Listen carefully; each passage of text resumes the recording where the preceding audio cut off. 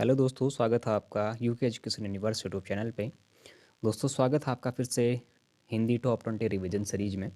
इससे पहले हम लोगों ने हिंदी के 20 क्वेश्चनों को डिस्कस किया था, जिसमें हमने प्रति चैप्टर वाइज आप लोगों के सामने क्वेश्चंस रखे थे जो हमारे ल्यूसेंट से संबंधित थे। आज हम बात करेंगे यानी कि राजपाल सिंह सीरीज से भी हमारे क्वेश्चन इसमें हैं, हरदेव बाहरी जी की किताब से भी हमारे क्वेश्चन इसमें बने हुए हैं और ल्यूसेंट से भी संकलित इसमें हमारे क्वेश्चन देखने को मिलेंगे। तो दोस्तों, फिर से 20 जो क्वेश्चन हैं उनको लेकर हम आ चुके हैं रोज़ की तरह। तो हमारा ये टॉप हिंदी सीरीज का सेकंड पार्ट आप लोगों के सामने आज देखने को मिलेगा। अगर पहले क्वेश्चन की अगर हम बात करें तो बिनु पग चले सुने बिनु काना कर बिनु कर्म करे विधि माना नाना में कौन सा अलंकार है। तो दोस्तों, सबसे पहले तो देखिएगा, मैं एक बार और इसको पढ़ रहा हूँ। बिनु पग चले सुने बिनु काना कर बिनु कर्म करे विधि नाना में कौन सा अलंकार है। तो दोस्तों, अगर देखिएगा आप लोगों के पास ऑप्शन है भ्रांतिमान, विभावना, अतिशयोक्ति और प्रतीक प्रतीक अलंकार आप लोगों के पास ऑप्शन हैं। अगर सही आंसर की मैं बात करूं तो दोस्तों विभावना अलंकार इसमें देखने को मिलेगा, यानी कि ऑप्शन नंबर जो बी है ये इसका राइट आंसर होगा। फिर बात करते हैं, इनमें से कौन सी बोली पश्चिमी हिंदी के अंतर्गत नहीं आती है। तो दोस्तों, पश्चिमी हिंदी के अंतर्गत कौन सी बोली नहीं आती है। खड़ी बोली, ब्रजभाषा, कन्नौजी और अवधी आपके पास ऑप्शंस हैं। अगर सही आंसर की बात करें तो दोस्तों हमारी जो पश्चिमी हिंदी है इसके अंतर्गत खड़ी बोली, ब्रजभाषा और कन्नौजी तो आती है, लेकिन अवधी नहीं आती है। ऑप्शन नंबर जो डी है दोस्तों इसका राइट आंसर होगा। फिर देखिएगा, निम्नलिखित में से एक शब्द अशुद्ध है। अच्छा दोस्तों, इसमें से हमारा कौन सा शब्द अशुद्ध है, वर्तनी की दृष्टि से आपकी बात करी जाएगी। तो दैहिक, नौकरी, प्रौढ़ और पौरुष यहाँ पर आप लोगों को दिया गया है। अगर सही आंसर की बात करें तो दोस्तों नौकरी ना होकर नौकरी होता है। ऑप्शन नंबर जो बी है इसका राइट आंसर हो जाएगा। फिर देखिएगा, बारात का तत्सम रूप है। तो दोस्तों जो हमारा बारात है, बारात का तत्सम रूप देखें तो बर्रात, बारात या फिर ब्रात आप लोगों के पास ऑप्शंस हैं। अगर बात करें तो दोस्तों सही आंसर की तो वर यात्रा को हमारा बारात का तत्सम रूप माना जाता है। ऑप्शन नंबर जो डी है ये इसका राइट आंसर होगा। दुर्गा का पर्यायवाची है। दोस्तों दुर्गा का पर्यायवाची शब्द इसमें से कौन सा है, देखिएगा, भारती, श्री, धात्री और ज्योत्सना आपके पास ऑप्शंस हैं। अगर सही ऑप्शंस की मैं बात करूं, सही आंसर की, तो दोस्तों जो हमारा धात्री होता है ये हमारा दुर्गा का सही पर्यायवाची के रूप में जाना जाता है। ऑप्शन नंबर जो सी है दोस्तों इसका राइट आंसर होगा। चादर के बाहर पैर परासना का अर्थ है आराम की नींद सोना, चढ़ा चढ़ाकर बातें करना, आत्म प्रशंसा करना या फिर क्षमता से अधिक व्यय करना। तो दोस्तों अगर इसके सही आंसर की हम बात करेंगे तो क्षमता से अधिक व्यय करने को हमारा चादर के बाहर पैर पसारना का अर्थ के रूप में जाना जाता है, यानी कि ऑप्शन नंबर जो डी है ये इसका राइट आंसर होगा। विशिष्ट का विलोम शब्द है। तो दोस्तों विशिष्ट का देखिएगा, शिष्ट भी है, अशिष्ट भी है, सामान्य और व्यष्टि आप लोगों के सामने ऑप्शन देखने को मिलेंगे। अगर विशिष्ट के जो विलोम शब्द है उसके रूप में यदि अगर जाने तो दोस्तों विशिष्ट का जो विलोम शब्द होता है वो हमारा सामान्य होता है। ऑप्शन नंबर जो सी है ये इसका राइट आंसर होगा। चंद्रमा तथा ब्राह्मण के लिए, ब्रह्मांड के लिए एक शब्द है। अच्छा दोस्तों, चंद्रमा और ब्रह्मांड के लिए एक शब्द है, कहता है, देखिएगा, सोम है, द्विज है, वर्ण और श्रेष्ठ है।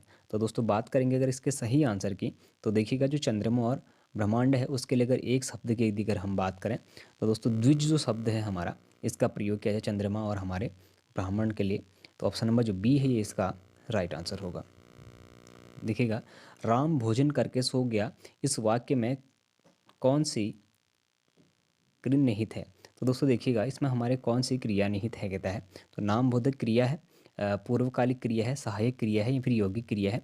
राम भोजन करके सो गया। अच्छा, पहले उसने भोजन करा फिर जाकर वो सोया, तो उसने क्या करा, पूर्व में कोई क्रिया करी, क्रिया करने के बाद फिर क्या करा वो फिर सोया। तो आप पहले सेंटेंस को समझिएगा, वो कह रहा है कि राम भोजन करने करके सोया, यानी कि पहले भोजन किया उसके बाद सोया, तो यानी कि कौन सी क्रिया होगी हमारी इसमें पूर्वकालिक क्रिया होगी, यानी कि ऑप्शन नंबर जो बी है ये इसका राइट आंसर हो जाएगा। फिर देखिएगा, रमेश की पुस्तक पुरानी है, इस वाक्य में पुस्तक शब्द है। तो दोस्तों रमेश की पुस्तक पुरानी है, क्या चीज़ पुरानी है, उसकी पुस्तक पुरानी है। तो इस वाक्य में जो पुस्तक है वो शब्द क्या है, कहता है, अच्छा विशेष्य है, विशेषण है, या क्रिया विशेषण है, या सर्वनाम है, आप लोग के पास ऑप्शन हैं। अगर बात करें तो दोस्तों जो रमेश की पुस्तक है, पुस्तक इसमें हमारी क्या हो जाएगी, विशेष्य हो जाएगी। ऑप्शन नंबर जो ए है इसका ये राइट आंसर हो जाएगा। प्रयोग की दृष्टि से क्रिया के कितने भेद होते हैं? तो दोस्तों प्रयोग की दृष्टि से क्रिया के भेद देखें तो 5, 2, 4, 3 आपके पास ऑप्शन हैं।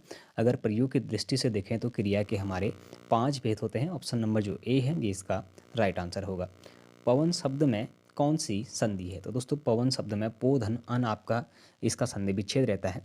तो अगर पवन संधि की बात करेंगे तो गुण यण अयादि और वृद्धि आपके पास ऑप्शन से हैं।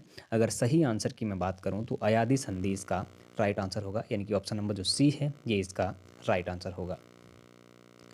लालटेन शब्द निम्न वर्गों में से किस वर्ग में आता है? तो दोस्तों जो लालटेन शब्द है हमारा वो निम्न शब्दों में से किस शब्दों के वर्ग में आता है? देखिएगा तत्सम, तद्भव, देशज और विदेशज आपके पास ऑप्शन से हैं।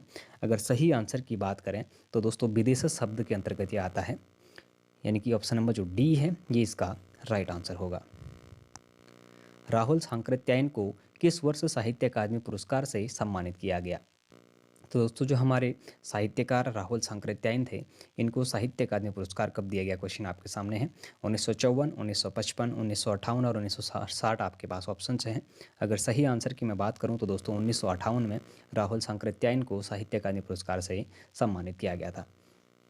फिर देखिएगा अर्थ के अनुसार क्रिया विशेषण कितने प्रकार के होते हैं? तो दोस्तों अर्थ के अनुसार जो हमारे क्रिया विशेषण हैं यह कितने प्रकार के होते हैं आप लोगों के लिए क्वेश्चन है। आपके ऑप्शन से हैं 1, 2, 3 और 4। अगर सही आंसर की बात करें तो दोस्तों अर्थ के अनुसार क्रिया विशेषण ये हमारे 4 प्रकार के होते हैं। ऑप्शन नंबर जो डी है ये इसका राइट आंसर होगा। यदि मैं मेहनत करूँगा तो अवश्य सफल हो जाऊँगा, अर्थ के आधार पर वाक्य का कौन सा भेद है? तो दोस्तों यदि मैं मेहनत करूँगा, यदि क्या कर रहा है दोस्तों, संकेत कर रहा है यदि अगर मैं मेहनत करूँगा तो अवश्य सफल हो जाऊँगा, यानी कि इसमें हमारा कौन सा हो जाएगा, जो संकेतवाचक जो वाक्य है ये यहाँ पर देखने को मिल रहा है। यानी कि इच्छा प्रकट करेगा तो फिर इच्छा प्रकट करने के लिए कोई रुचि अगर डालेगा तो इच्छा प्रकट करेगा। वहीं अगर संदेह करेगा तो दोस्तों संदेह में ये है कि हो भी सकता है या नहीं हो सकता है। अगर संकेत कर रहा है तो उसके लिए ये होगा कि यदि मेहनत करूँगा तो सफल हो जाऊँगा, कि संकेत करा कि अगर मेरे द्वारा यदि अगर ऐसा किया गया तो ऐसा होगा। तो जो हमारा ये सेंटेंस बनता है ये संकेतवाचक बनता है, यानी कि ऑप्शन नंबर जो सी है ये इसका राइट आंसर हो जाएगा। फिर देखिएगा सोनिया लेख लिखती है मैं वाच्य है। तो दोस्तों सोनिया लेख लिखती है यानी कि सोनिया के द्वारा लेख को लिखा जाता है। इसमें कौन सा वाच्य है? देखिएगा कृतवाच्य, कर्मवाच्य, भाववाच्य और अकृतवाच्य आपके पास ऑप्शन हैं। अगर सही आंसर की बात करें तो दोस्तों कृतवाच्य इसका सही आंसर होगा, क्योंकि उसके द्वारा लेख लिखा गया है तो कृतवाच्य इसका आंसर होगा। ऑप्शन नंबर जो ए है ये इसका राइट आंसर हो जाएगा। फिर देखिएगा प्रेस विज्ञप्ति का प्रयोग नहीं किया जाता है। अच्छा दोस्तों जो प्रेस विज्ञप्ति है इसका प्रयोग कहाँ पर नहीं किया जाता है? विविध गतिविधियों के लिए, आयोजनों के लिए, नीतिगत निर्णयों के लिए और पावती देने के लिए। अगर बात करें तो ऑप्शन नंबर जो डी है पावती देने के लिए, इस पे इसका प्रयोग नहीं किया जाता है। बाकी नीतिगत निर्णयों के लिए किया जाता है, आयोजनों के लिए भी करा जाता है और विधि गतिविधियों के लिए भी, विविध गतिविधियों के लिए भी इसका प्रयोग किया जाता है। ऑप्शन नंबर जो डी है दोस्तों इसका राइट आंसर हो जाएगा। फिर देखिएगा 12वां हिंदी सम्मेलन का आयोजन किस देश में किया जाएगा? तो दोस्तों जो हमारा 12वां हिंदी सम्मेलन है ये हमारा कहाँ पर किया जाएगा आप लोगों के लिए ये क्वेश्चन है। देखिएगा नागपुर भारत, नाडी फिजी, पोर्ट लुइस मॉरिशस और पारामावेरो सूरीनाम। अगर बात करें इसके सही आंसर की तो दोस्तों जो नाडी है हमारा फिजी में इसका आयोजन किया जाना है। अभी हुआ नहीं है लेकिन इसका आयोजन यहाँ पर किया जाएगा। ऑप्शन नंबर जो बी है ये इसका राइट आंसर होगा। बात करेंगे आज के आखिरी क्वेश्चन की। कामायनी एक पुनर्विचार नामक रचना किस कवि की है? तो दोस्तों कामायनी एक पुनर्विचार नामक जो रचना है वो किस कवि की है, क्वेश्चन पूछा गया है। आपके पास ऑप्शन से हैं जयशंकर प्रसाद, माखनलाल चतुर्वेदी, गजानन माधव मुक्तिबोध और सुमित्रानंदन पंत। तो दोस्तों अगर सही आंसर की बात करें तो गजानन माधव मुक्तिबोध के द्वारा कामायनी एक पुनर्विचार की रचना करी गई थी। ऑप्शन नंबर जो सी है ये इसका राइट आंसर होगा। तो दोस्तों टॉप 20 सीरीज में आप लोगों ने आज 20 क्वेश्चन देखे होंगे। अधिकतर क्वेश्चन ऐसे होंगे जिनको आपने पहले भी देखा था और कुछ क्वेश्चन ऐसे भी होंगे जो आपके लिए कुछ नए होंगे। तो नई चीज़ों से कुछ ना कुछ आप लोगों को सीखने को ज़रूर मिला होगा। तो दोस्तों यदि अगर आप लोगों को ये सीरीज पसंद आ रहा हो तो आप लोग इस सीरीज को अपने दोस्तों के साथ ज़रूर शेयर करें, लाइक करें, कमेंट करें। बाकी अगर सीरीज पसंद आता है तो आप लोग UK education universe YouTube channel के साथ ज़रूर बने रहें। धन्यवाद।